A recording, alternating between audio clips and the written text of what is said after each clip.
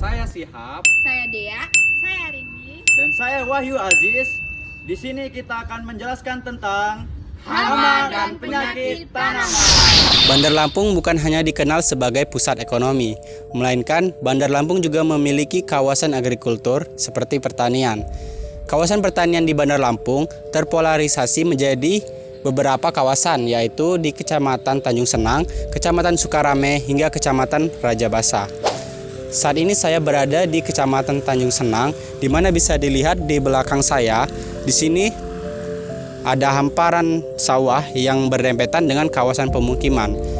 Fenomena ini menjadi sebuah permasalahan karena seharusnya pemukiman itu tidak baik berdempetan dengan kawasan pertanian karena memberikan beberapa dampak negatif seperti hama dan penyakit tanaman yang bisa merebak ke kawasan pemukiman masyarakat. Jadi pada video kali ini kami akan memaparkan bagaimana cara menanggulangi sebuah bencana hama dan penyakit tanaman dari mulai pra, mitigasi hingga ke pasca bencana.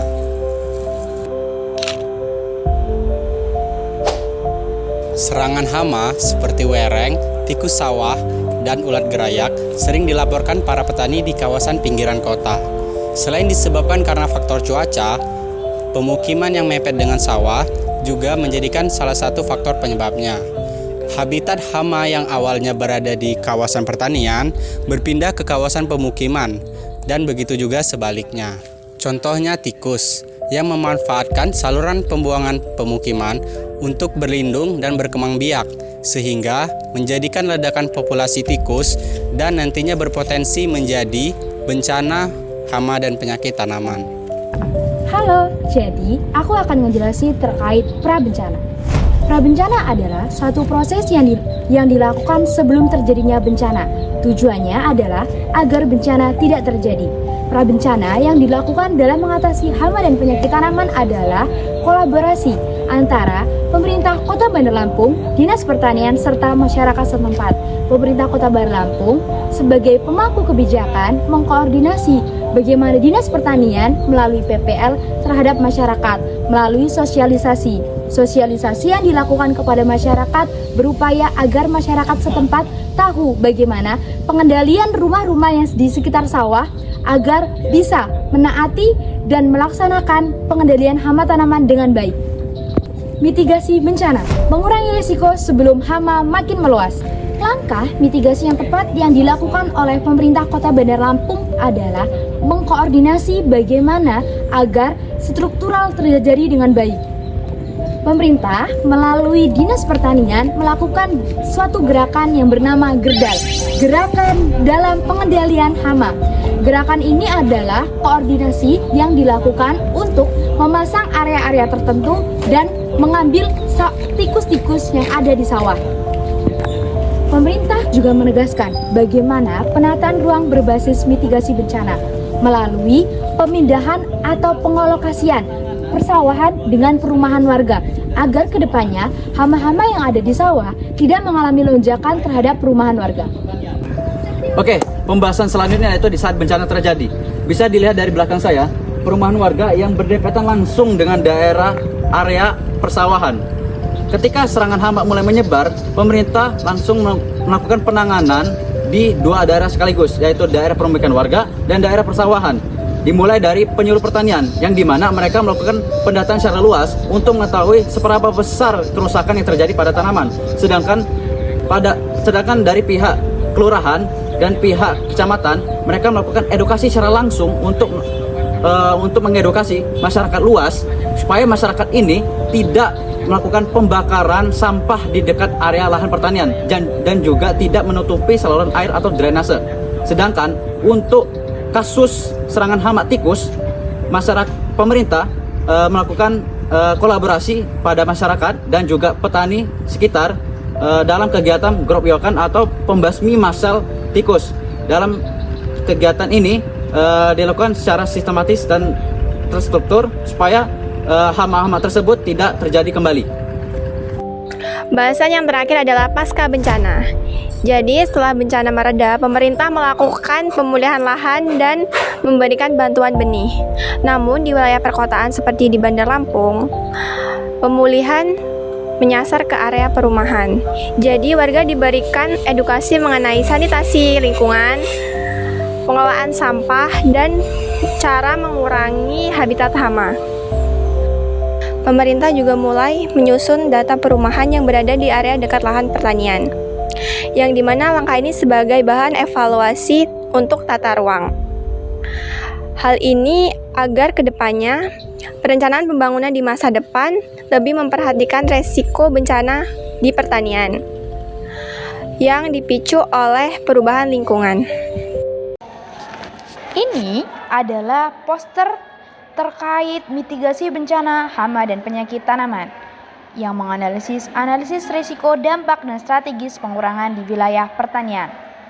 Dalam poster kali ini, kami memuat latar belakang permasalahan, di mana dalam latar belakang permasalahan, kami menjelaskan terkait bagaimana bencana hama dan penyakit tanaman seperti wareng, tikus, ulat gerayak, dan penyakit blast yang dapat menyebabkan kerusakan signifikan pada tanaman pangan.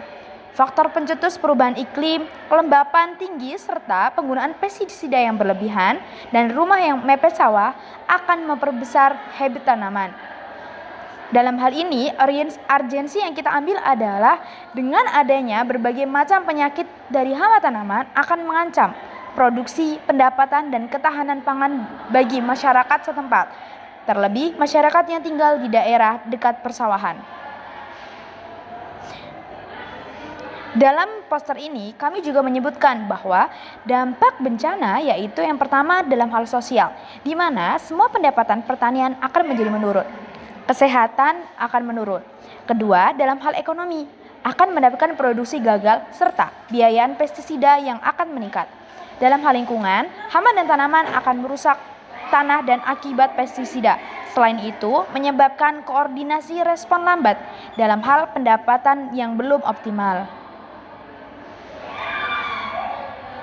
Kami mencetuskan bahwa harus adanya perencanaan dan manajemen PRB. Konsep PRB ini adalah upaya sistematis dalam mengurangi risiko hama melalui pencegahan, penanganan, dan kesiapsiagaan.